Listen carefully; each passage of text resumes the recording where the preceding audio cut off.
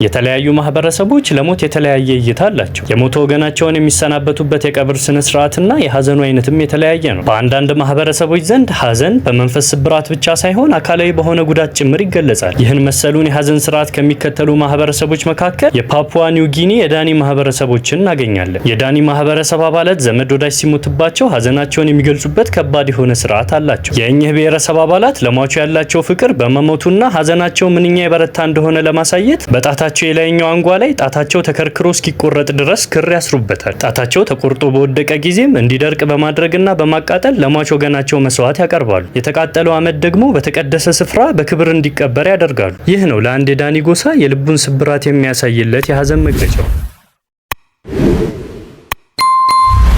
ረጅም አንገት ውበት ነው አይደል? አንገቷ ሎጋ ነው ሰንደቅ ያሰቅላል ነው የሚባለው ወይንስ ቁመቷ ሎጋ ነው ሰንደቅ ያሰቅላል ነው የሚባለው? ብቻ እንደዛ የሚል ዘፈን አለ። ብርሌ አንገትም ይባላል መሰለኝ። በታይላንድ የሚኖሩ የካያን ማህበረሰብ ግን ለረጅም አንገት ያላቸው ቦታ ግን ለየት ያለ ነው። በካያን ማህበረሰብ ረጅም አንገት የሴት ልጅ ውበት መገለጫ ነው። ሴቶቹ ረጅም አንገት እንዲኖራቸው የማያደርጉት ጥረት የለም። በተፈጥሮ ከተገኘ እሰየው፣ ካልሆነ ግን አንገታቸው ላይ በክብ የተሰሩ የብረት ቀለበቶችን በማጥለቅ አንገታቸው እንዲረዝም ያደርጋሉ።